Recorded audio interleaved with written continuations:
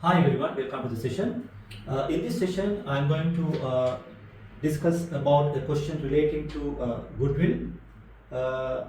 In this session, I am going to discuss how to treat goodwill impairment if non-controlling interest was measured at fair value. If the non-controlling interest is measured at fair value, how do you treat the goodwill impairment?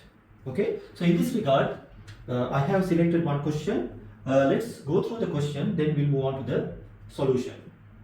On 1st July 2015, P company acquired 80% of the equity shares of S company. Okay, so P company acquired 80% of shares of S company on 1st July 2015. Okay, so the parent company has acquired 80%, so therefore the non-controlling interest portion is how much? 20%. Okay, at the date of acquisition, goodwill was valued at $20,000 US. Okay, so on this particular date, the goodwill was how much? $20,000 US.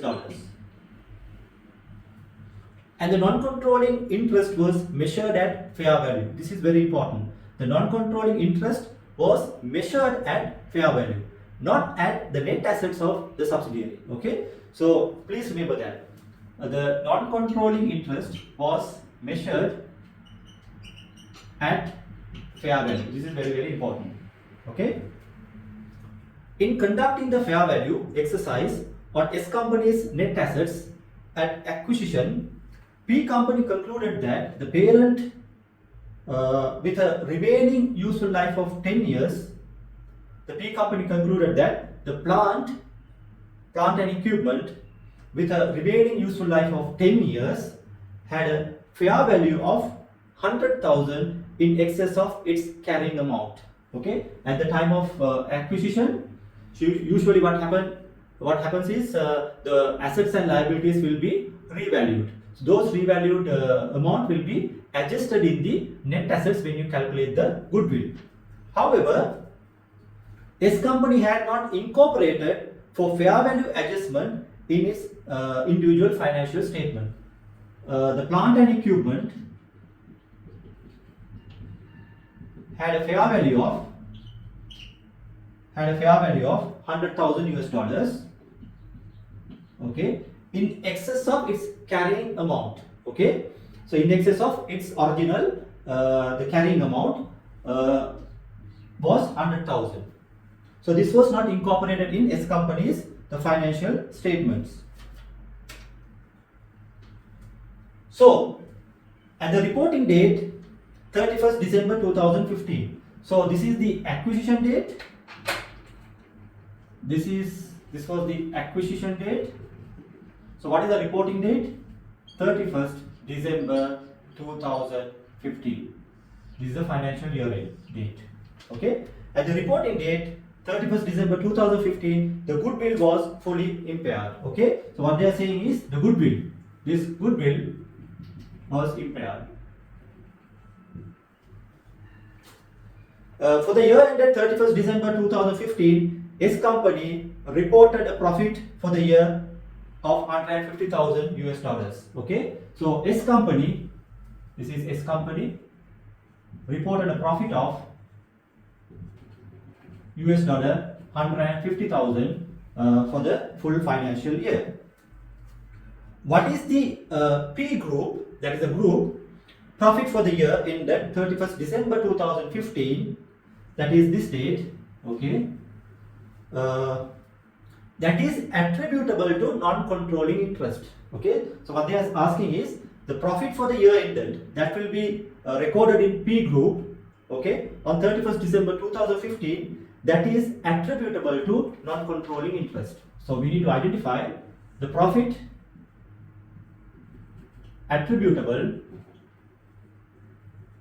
to non-controlling interest on 31st December 2015. Please remember, this company was acquired on 1st July 2015. So therefore, 1st July 2015 to 31st December 2015, how many months? 6 months. So when you take the profit, please remember you need to take the half year, the profit for the calculation. Okay. Now, so what you need to do is you need to calculate the profit attributable to non-controlling interest.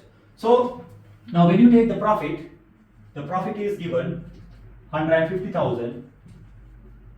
So however, this profit is for the full year. So therefore you need to take half of the profit.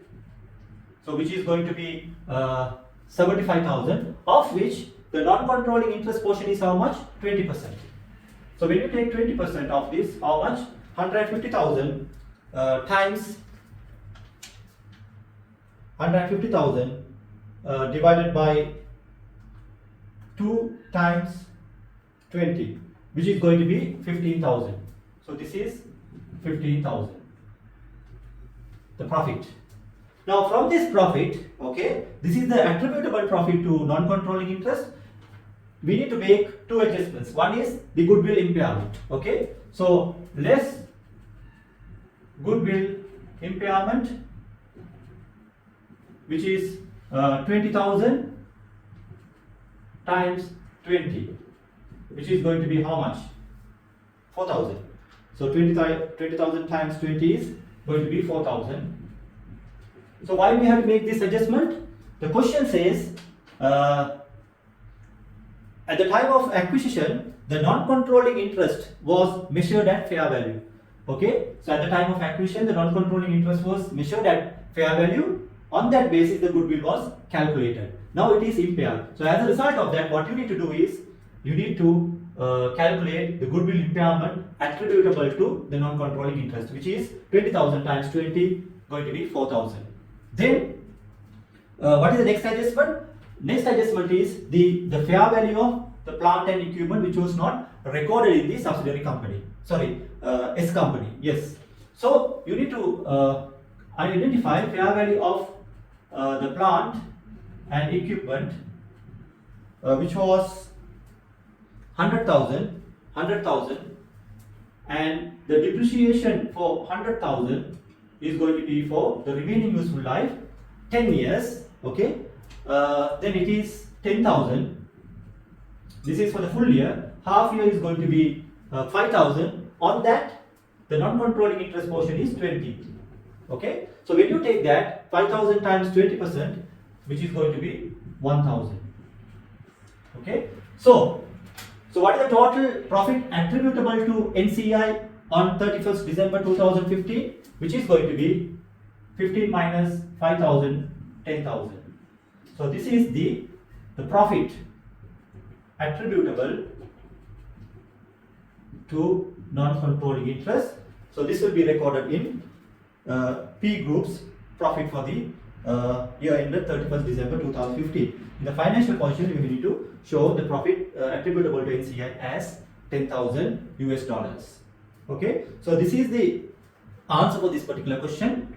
Okay, so with that I will conclude the session. I'll see you soon with another video. So thanks for watching. Bye for now.